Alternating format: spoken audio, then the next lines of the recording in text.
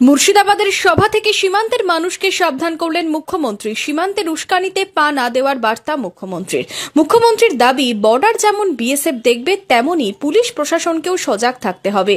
প্রয়োজনে মানুষকে সচেতন করতে মাইকিং করবে প্রশাসন। মুর্শিদাবাদের সভা থেকে মুর্শিদাবাদের বর্ডার নিয়ে কি বললেন মুখ্যমন্ত্রী মমতা বন্দ্যোপাধ্যায়? মুর্শিদাবাদ জেলায় অনেক আমাদের ওপার বাংলার বর্ডার আছে। বর্ডার বিএসএফ দেখুক, আমাদের ওপরে কোনো অত্যাচার হলে আমরা দেখব, কিন্তু দয়া করে কারো কোনো প্ররোচনায় পা দিয়ে কেউ ওদিকে যাবেন না। তার কারণ অনেকের ইন্টেনশন আছে দাঙ্গা লাগিয়ে দিয়ে দুই দেশের মধ্যে গন্ডগোল বাঁধিয়ে দিয়ে সরে আসার।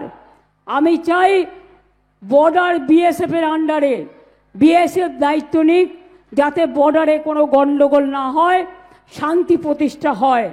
আর সেরকম যদি দেখেন, আমি লোকাল পুলিশকে বলবো দূর থেকে মাইকিং করে বলবেন, আমাদের এপারের লোকেরা আপনারা ফিরে আসুন। প্রশাসনের কাজ প্রশাসন করবে, আপনারা নিজেরা আইন হাতে তুলে নেবেন না।